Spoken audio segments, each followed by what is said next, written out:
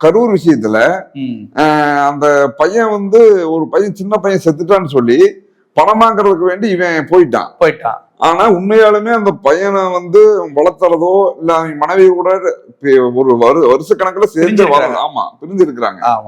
ஆனா இவன் வந்து பணத்துக்கு மட்டும் போயிட்டான்.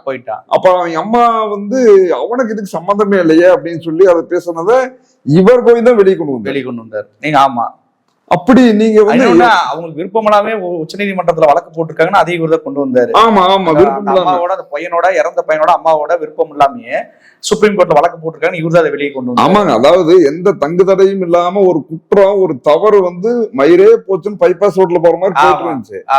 அத டமீர்னு உடைச்சு உண்மை இதுதான்டான்னு சொல்லி வெளியே கொண்டு. இதுல ஒரு நகைச்சுவை இருக்குங்க.